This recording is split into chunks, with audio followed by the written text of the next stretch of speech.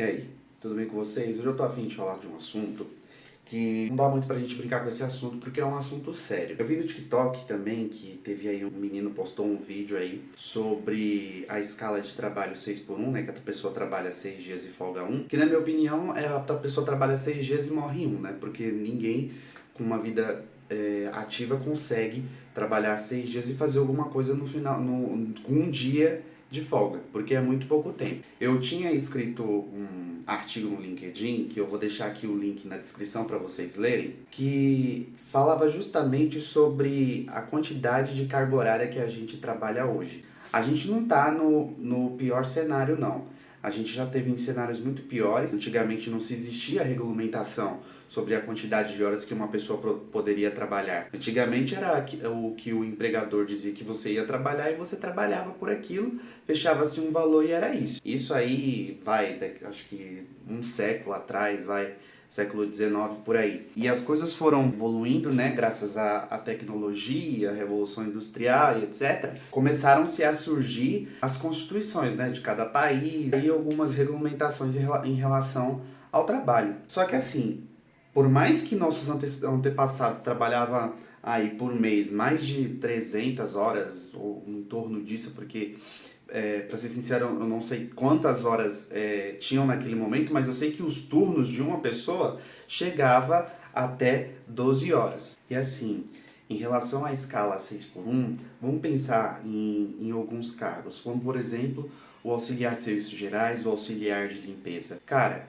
essas pessoas passam a maioria do dia trabalhando em pé, sempre segurando alguma coisa, manuseando ferramentas e agachando, levantando, dobrando o braço, abrindo o braço, subindo escada, enfim, diversas coisas que quando chega o final do dia essa pessoa ela tá tão cansada e assim, cheia de dores, porque à medida que você vai se submetendo a todo dia, né, o mesmo serviço, esses movimentos, você pode ter a tendinite, que é muito comum à maioria das pessoas, e também muito cansaço físico. E você vai acumulando isso para você chegar no seu último dia de trabalho, você ir para tua casa e você vai descansar, ficando um dia só em casa, que é um absurdo, porque assim, você não vai conseguir descansar, ter uma quantidade assim de sono favorável que permita a recuperação do teu corpo e de volta no outro dia, você passou, né, o teu período de descanso, você volta de novo a trabalhar. Pega também, por exemplo, o caso de quem trabalha em comércio,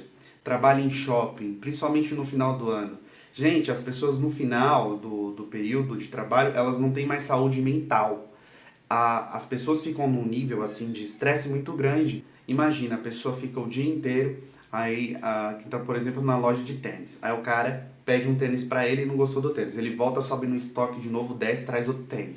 E aí isso frequentemente, várias vezes. E o cara tendo somente um dia pra folgar e recuperar o corpo dele para depois começar tudo de novo na próxima semana. Temos também o pessoal do telemarketing, só que o pessoal que trabalha em telemarketing, eles seguem uma escala, né? Acho que também tem a 6 por 1.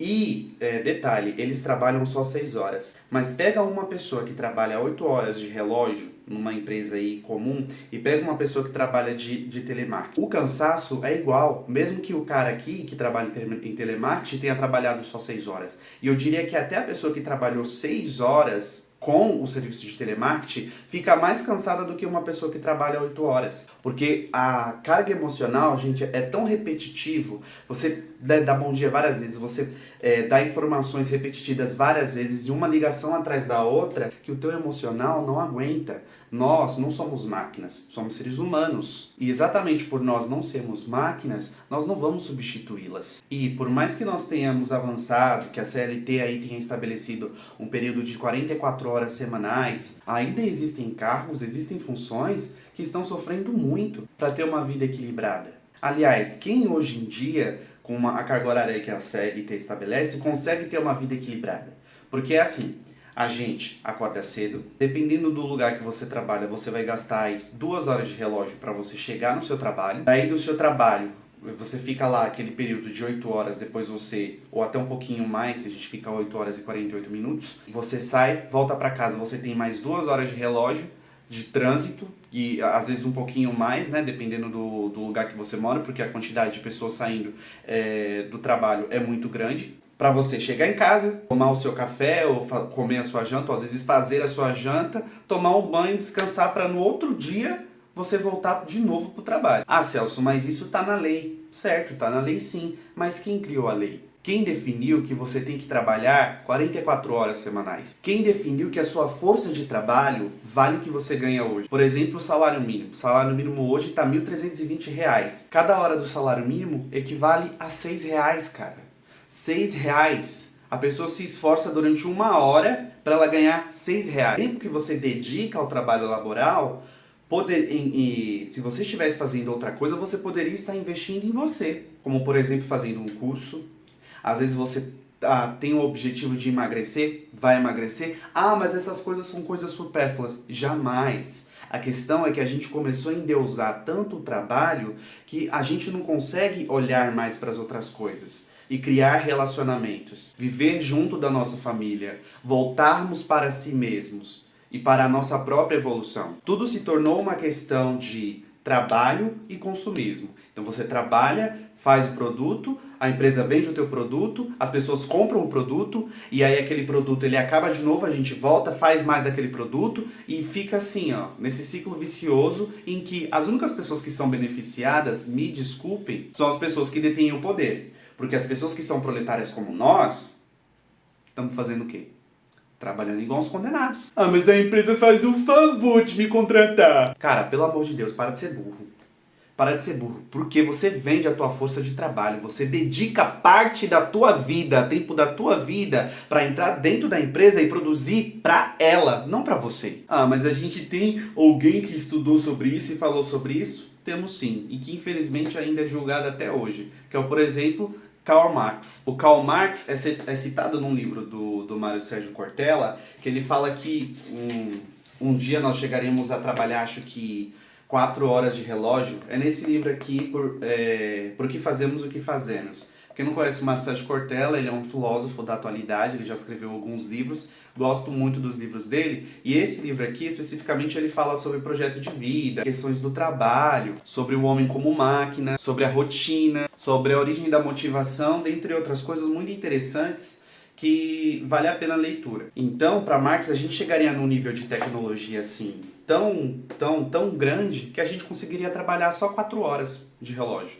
E hoje, no século XXI, agora em 2023, a gente já consegue fazer a redução de algumas cargas horárias. Por exemplo, outros países que estão adotando a semana de 4 dias de trabalho, ou pelo menos fazendo essa experiência, e percebendo que as pessoas também podem produzir bastante, só que trabalhando menos. E detalhe, recebendo o mesmo salário que receberia por 8 horas. Assim, pessoal, isso não é um tema atual. Isso é uma coisa que já foi discutida lá atrás. Aqui nesse livro, O Que É Meu é Seu, ele fala sobre um caso que teve na empresa Kellogg, que é uma empresa gigante aí dos cereais. E essa empresa, parece que em 1930, o diretor da empresa falou que os funcionários iriam trabalhar apenas 6 horas por dia, né, durante a semana. E assim, deu certo lá. Eles tiveram mais produtividade, as pessoas estavam mais descansadas, se sentiam mais felizes, só que depois eles suspenderam o projeto. Até então o livro não fala por quê. Só que depois eles fizeram uma pesquisa. Quando eles fizeram a pesquisa, eles descobriram que grande parte das mulheres e dos homens gostariam de trabalhar com uma carga horária menor, mesmo que isso implicasse em redução dos seus salários. Aqui no Brasil seria um absurdo a gente reduzir os salários, porque assim, a gente tem como base aí o salário mínimo, que é R$ 1.320. Se a pessoa trabalhar só 6 horas no valor de R$ 6, a pessoa não vai sobreviver. O salário mínimo, de acordo com a CLT, ele deveria ser capaz de nos dar saúde, lazer, educação, moradia, dentre outras coisas que, se a gente for contar com esse salário mínimo que é a base nacional, as pessoas não vão conseguir fazer nada. Bom, e aqui no Brasil, como é que estão as coisas? Tinha subido uma notificação no meu celular falando que estavam tramitando no Congresso Nacional alguns assuntos para reduzir a carga horária de 44, se eu não me engano, para 36 horas. Eu vou deixar o link aqui também para vocês acessarem e lerem depois. O trabalho, ele não tem que ser um problema nas nossas vidas, mas muitas vezes ele acaba sendo um problema porque nós deixamos de fazer tantas outras coisas em prol da entrega do dinheiro, né? Muitas vezes as pessoas trabalham, a gente trabalha para receber o dinheiro, só que ao mesmo tempo a gente está ficando tão distante, sabe, da gente mesmo, de se descobrir, de se entender, de saber o que, que a gente realmente gosta, né? Que nem no meu último vídeo eu falo que eu não tive como escolher a profissão que eu fiz, eu tive que só fazer. E assim, tive que fazer para poder sobreviver. E isso não acontece só comigo. Aconteceu com os meus familiares, acontece com os meus amigos. E talvez ainda pode acontecer nas próximas gerações futuras. Só que a hora é agora. A hora de nós falarmos sobre isso é agora. Pessoas lá atrás, para deixarem um cenário estabilizado, pelo menos assim um pouco favorável para nós hoje, elas tiveram que lutar. Ah, Celso, mas por que isso é importante? Gente, qualidade de vida. Tempo de vida, de você saber utilizar o teu tempo para outras coisas, para você descobrir, por exemplo, que às vezes você deve ser um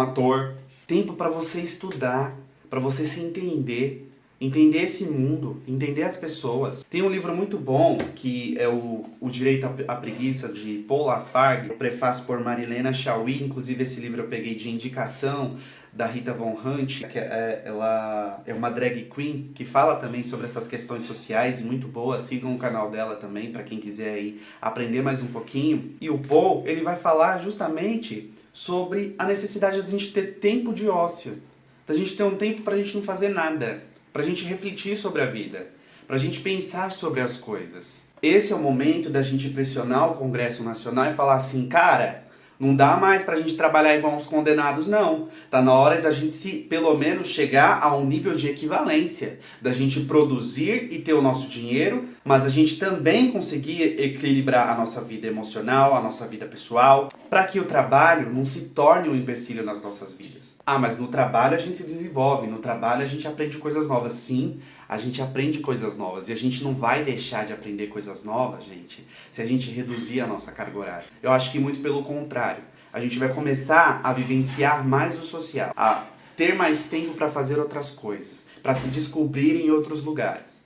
Ah, mas eu quero números, eu quero relatos. Tudo bem, vou ler aqui para você uma matéria do Fantástico aqui de 2003, né, acho que é do O Globo, que diz assim: durante 6 meses, mais de 60 empresas britânicas continuaram pagando 100% do salário para os funcionários trabalharem 80% da carga horária. Com o fim do teste recentemente, 91% das empresas decidiram seguir com o esquema. Trabalhadoras e trabalhadores relataram que nesse período, saúde e sensação de bem-estar melhoraram muito, tiveram mais tempo para fazer atividade física, disseram estar mais satisfeitos com o trabalho e com a vida em geral, menos estressados e ansiosos. Economizaram em dinheiro média de 300 libras por mês, cerca de R$ 1.600, passaram a gastar menos, por exemplo, com transporte, creche, filhos, já que podiam ficar com as crianças. Mas o que chamou mais atenção nesse teste foi a vantagem para as empresas. Os funcionários passaram a voltar menos ao trabalho, por licença médica ou qualquer outro motivo. E principal e mais surpreendente, o faturamento das empresas aumentou. Funcionários mais descansados rendem mais. Então tá aí, gente.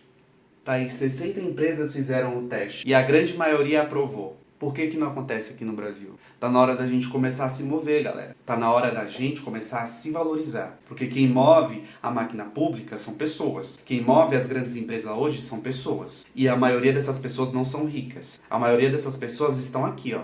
Tá aqui, eu e você. Agora pensa comigo. Você com uma carga horária de 6 horas, aí você acorda, vai pro seu trabalho, vai lá, faz o teu serviço, conversa com as pessoas, depois você volta pra tua casa, aí você toma um banho, vai pra academia, sai da academia, vai fazer um estudo, estuda, adquire conhecimento, depois, sei lá, vai assistir um filme com a sua família, produzir um artigo, produzir um texto. Cara, falta isso, sabe? A gente, ultimamente, só vem vivendo pro trabalho. Chega em casa, toma banho, come, dorme, vai pro trabalho, chega em casa, transporte público, papapá, o dia inteiro. Essa rotina que parece que não acaba. E aí chega o final de semana, você tem só o sábado e o domingo para você poder fazer alguma coisa. No sábado, o que você vai fazer? Resolver problema. E que geralmente, né, tem bancos que não abrem nos finais de semana, então se você tem que resolver alguma coisa, tem que ser durante a semana, que é mais difícil para você. Quantas coisas a gente já deixou de fazer? Como, por exemplo, tirar a habilitação. A habilitação você não tem como tirar no final de semana. você tem que tirar durante a semana. E aí, se você sai da empresa para fazer aula de coisa, algumas empresas já são ruins, algumas empresas não justificam a hora, etc.